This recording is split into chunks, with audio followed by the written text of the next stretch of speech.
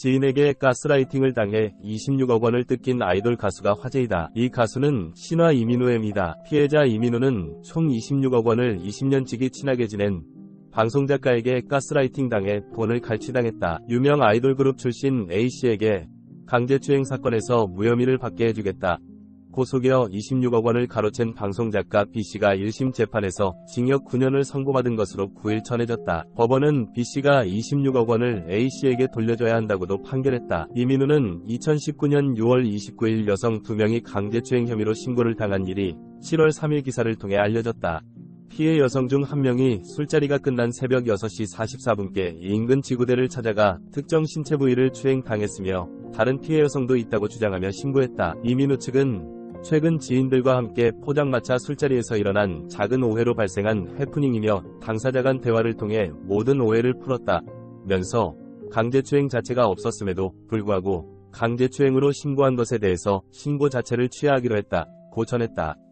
또 사실 여부를 떠나 이런 일이 발생한 그 자체로 부끄럽게 생각하고 있으며 진심으로 죄송하고 깊이 반성한다고 전했다. 실제로 피해를 주장한 여성은 경찰이 이민우를 소환조사하기 전에 신고 자체를 취하했다. 하지만 경찰 측은 강제추행이 반의사불벌죄에 해당하지 않기 때문에 양측이 합의하여 고소를 취하하여도 수사를 진행해야만 한다고 했다. 법률 전문가 강신업 변호사는 강제추행 혐의가 비친고죄이기 때문에 계속해서 수사를 이어나가고 있는 것이라고 설명했다. 이후 7월 17일 경찰은 혐의 정황이 있는 CCTV를 확보했기에 사건을 기소 의견으로 검찰에 송치한다고 밝혔다. 이런 논란 속에도 이민우는 7월 20일에 개인 팬미팅을 강행했으며 팬미팅 현장에서 드리고 싶은 말은 많지만 말을 아끼겠다. 신화로 또엠 이민우로 떳떳하게 다시 설 수 있도록 늘 최선을 다하겠다는 입장을 밝혔다. 결국 이 사건은 12월 31일 소속사는 이 사건에 대해 최종적으로 무혐의 처분으로 수사가 종결되었다고 전했다. 이 사건 당시 언론 보도가 나오자 오랜 친분이 있던 B씨가 접근했다. B씨는 검찰 내부에 인맥이 있으니 무혐의를 받게 해주겠다. 미어 고위직 검사에게 줄 돈이 필요하다고 했다. 이 말의 속은 이민우가 16억 원을 B씨에게 건넨 것으로 조사됐다. B씨는 검사들과 친분이 전혀 없었고 돈을 검사들에게 전하지도 않았다. 결국 이민우가 2019년 12월 무혐의를 받자 B씨가 다시 접근했다. B씨는 검사들이 무혐의 처분을 번복하려 한다면서 돈을 더 요구했고 이민우는 은행 통장과 비밀번호, 보안카드를 넘겨줬다. 이후 B씨는 이민우의 집을 담보로 은행에서 대출받은 돈 등 10억 원을 뜯어낸 것으로 조사됐다.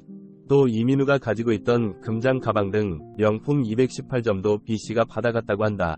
이민우는 이런 식으로 26개월에 걸쳐 총 26억 원을 뜯긴 뒤에야 B씨를 고소했다.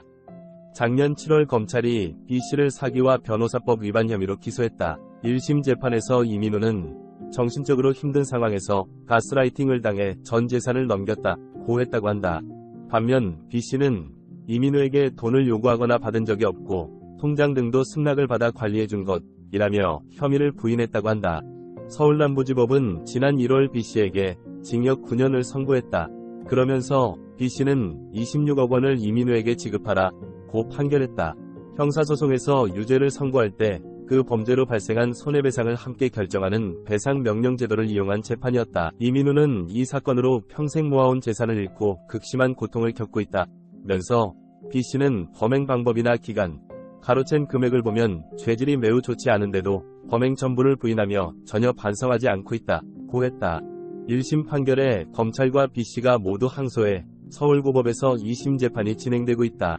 이민우는 2023년 10월 방송된 채널 A 4인용 식탁 6회에 출연, 20년지기 지인에게 가스라이팅을 당했다고 밝혔다. 이민우는 지인이 제 돈을 탐내고 계획적으로 접근을 했다. 왜냐면 못된 마음을 먹고 제가 번 재산을 다 갈취했다. 그 사람이 누나도 잘 아는 지인이었다. 라고 말문을 열었다. 이민우는 당시 상황에 대해 하루하루 숨을 쉴 수가 없었다. 했던 얘기 또 하고 욕설은 기본이고 정신과에서 치료를 받았는데 외상 후 스트레스 장애, PTSD 진단이 나왔다. 얘기하다 보면 말 더듬는 것도 생겼다. 비슷한 사람의 형태만 봐도 싫고 화가 나고 심장이 두근두근거렸다. 라고 밝혔다. 그러면서 나는 신이다를 보면 사람들이 빠져있다. 저는 그게 공감이 됐다. 저 기분이 어떤 기분인지 안다.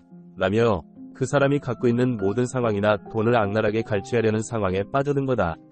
하루하루가 정말 정신적 지배를 당하면서 지금 생각해보면 제 삶이 아니었다 라고 당시를 회상했다. 해당 사건으로 인해 이민우는 이미지 타격은 물론 KBS의 덕화 TV2 덕화다방에서 통편집됐고 이민우가 출연한 TVN 현지에서 먹힐까 3 다시 보기도 중단됐다. 이민우는 4월 11일 오후 6시 각종 음원 사이트를 통해 이면식과 듀엣 호흡을 맞춘 새 디지털 싱글 다시 위드 이면식 오브 BTOB를 발매한다. 사람이 제일 무섭다. 피해자 이민우는 총 26억 원을 20년치기 친하게 지낸 방송작가에게 가스라이팅 당해 돈을 갈취당했다. 이민우가 다시 돈을 다 돌려받고 인기 상승세를 얻길 바란다.